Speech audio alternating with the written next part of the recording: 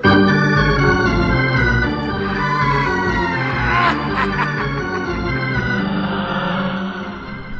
evening and welcome. This is Jeff from the Icebox Radio Theater, and you're listening to Freezer Treats, 13 Days of Halloween. Freezer Treats, of course, the podcast here from the Icebox Radio Theater, where we give you just a sample, just a morsel, just a fun-sized package of a great play from the IBRT archives.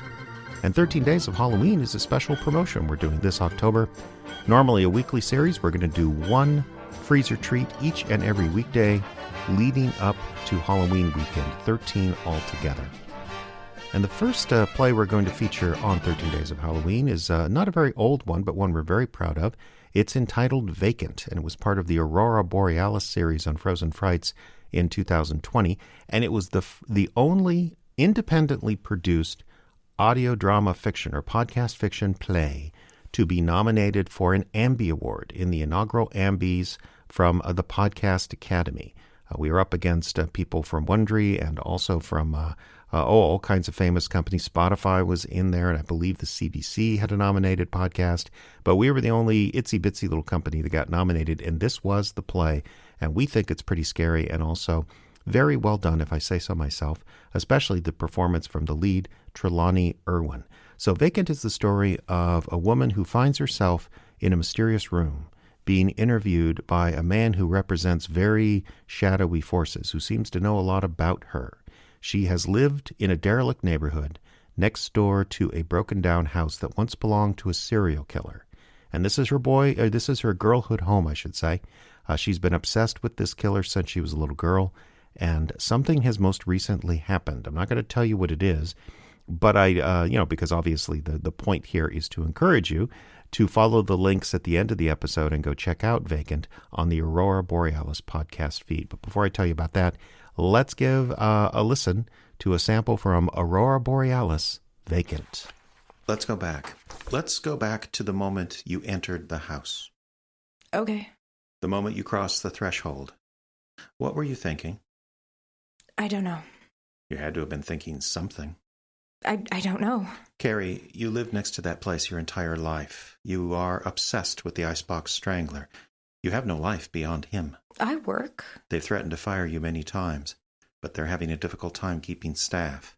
You are obsessed, and yet you never cross the 10 feet of scrub grass and dirt to his door. Not before now. I told you it was locked. The hinges broke years ago. Most of the ground floor windows are broken, too.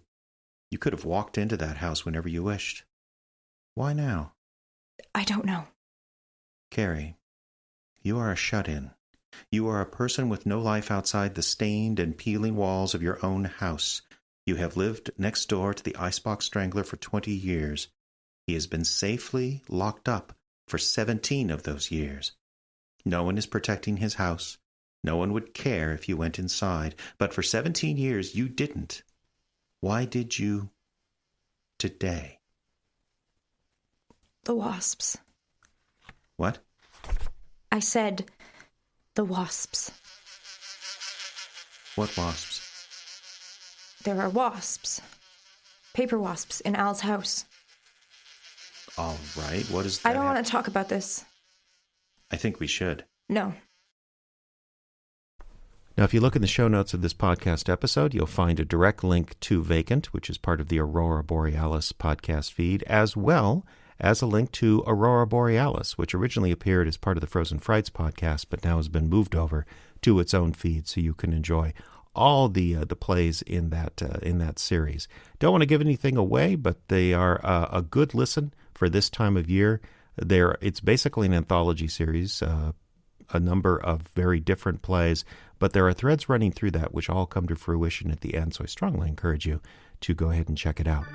Well, this has been the kickoff episode of Freezer Treats from the Icebox Radio Theater, 13 Days of Halloween.